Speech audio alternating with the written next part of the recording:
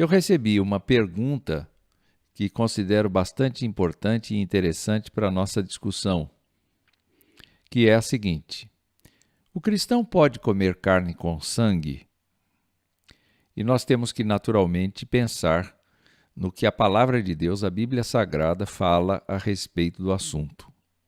E eu quero começar buscando em Gênesis, no capítulo 1, versos 29 e 30, a ideia de que ainda no Éden, Deus estabeleceu um cardápio para os nossos primeiros pais, que foi o seguinte: todas as ervas que dão semente e se acham na superfície de toda a terra, e todas as árvores em que há fruto que dê semente. Portanto, a carne aqui não estava contemplada.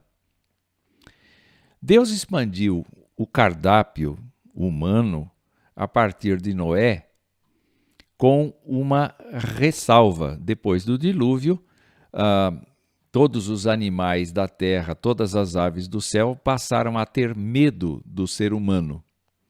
Mas Deus foi muito claro com Noé, dizendo: tudo que se move e vive servirá de alimento para vocês. Portanto, o cardápio passou a incluir carne a partir de Noé. Então, foi ali que surgiu pela primeira vez essa questão. O texto bíblico diz, em Gênesis 9, de 2 a 4, carne, porém, com a sua vida, isto é, com seu sangue, vocês não devem comer. O tempo passou e muitos anos depois, quando Deus havia libertado o povo de Israel da escravidão do Egito e lhe deu suas leis, ele voltou a falar deste assunto e a tratar dos sacrifícios pacíficos oferecidos pelo povo. E ele então especificou como seriam esses sacrifícios em Levítico, no capítulo 3, versos 14 a 17, e esse parágrafo termina assim: vocês não comerão nem a gordura, nem o sangue. Portanto, para o povo de Israel, o comer a gordura e comer o sangue foi proibido. Ele reforçou essa questão ao falar a respeito do comer sangue e gordura, lá em Levítico, no capítulo 7, dos versos 22 a 27. E o final desse trecho diz o seguinte: não comam sangue em qualquer das suas habitações, quer seja sangue de aves, quer seja sangue de gado.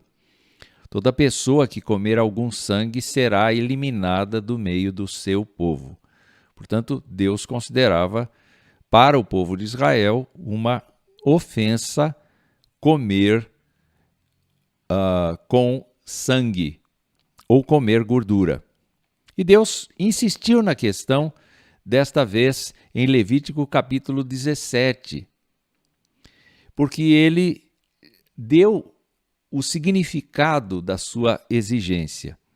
No meio do texto, a vida da carne, diz ele, está no sangue, e eu tenho dado a vocês sobre o altar para fazer expiação pela vida de vocês, porque é o sangue que fará expiação pela vida.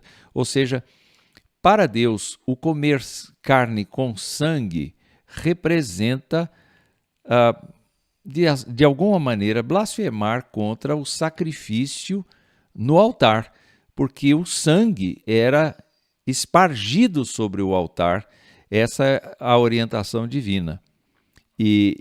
Então, o texto nos mostra claramente a ideia de que o sangue tinha a destinação de ser representativo da expiação de pecados.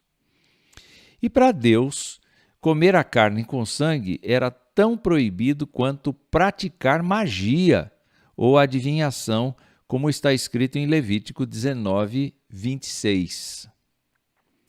Quando Moisés retransmitiu as leis de Deus à segunda geração de israelitas, daqueles que iam entrar na terra prometida, ele deu a seguinte orientação: sempre que vocês desejarem, vocês podem matar animais e comer carne nas cidades em que estiverem morando, segundo a bênção do Senhor seu Deus.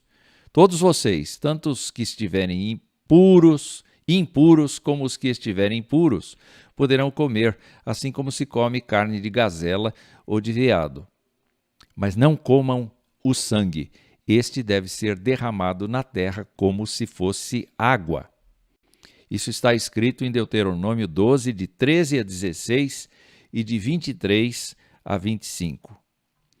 Há um episódio em que os soldados de Saul estavam tão exaustos e com tanta fome que eles mataram os animais, eles comeram com sangue em 1 Samuel 14, e isso foi considerado pecado contra Deus.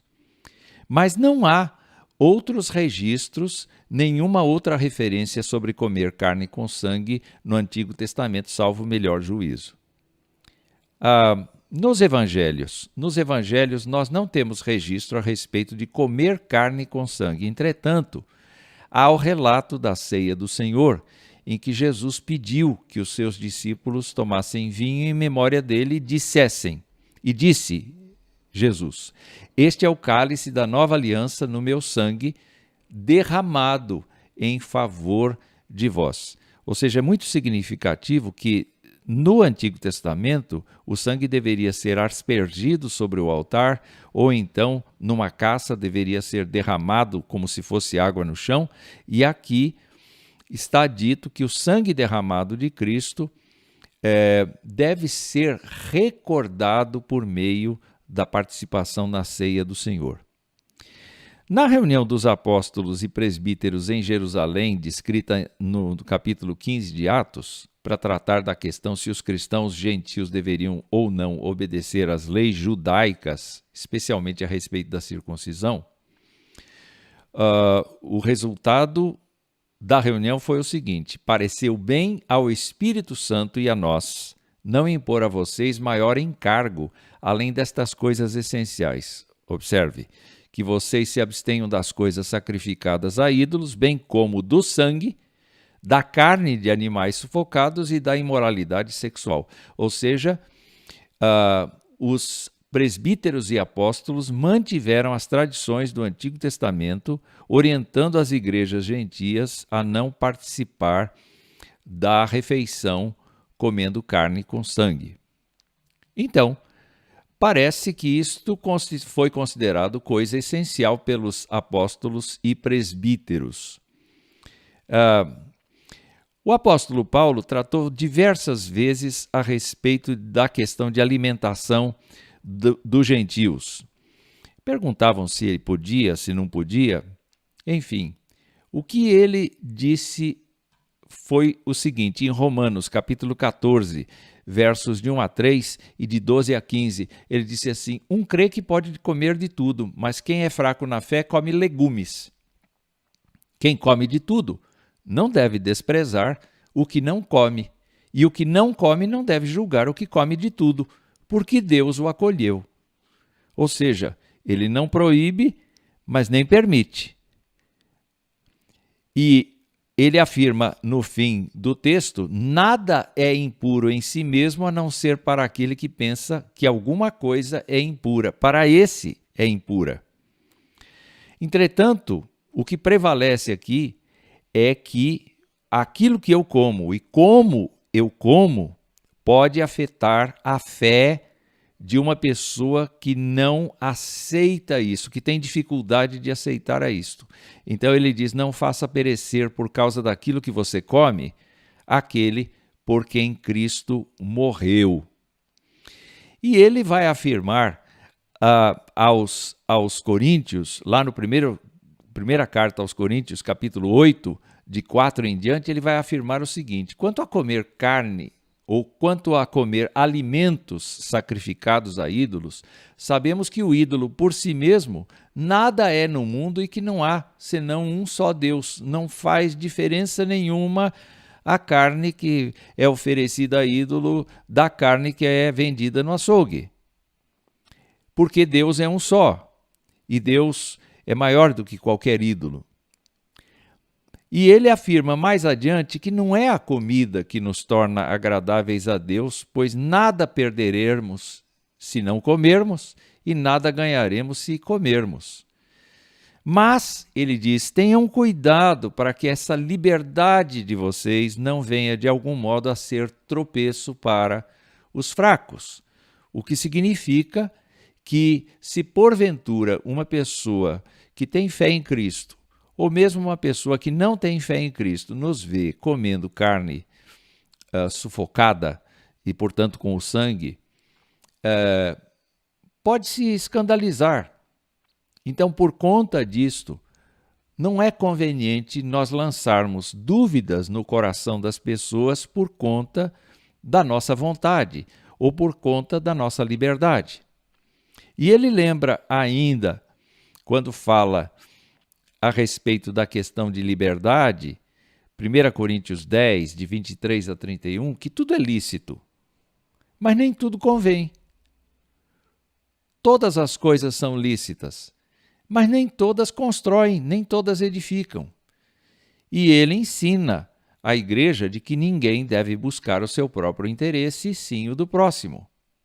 Então, o que eu devo comer? Eu devo comer de tudo que se vende no mercado, sem questionar, por conta da consciência, não a minha consciência, mas a do outro. Por quê? Porque tudo que se vende no mercado vem do Senhor.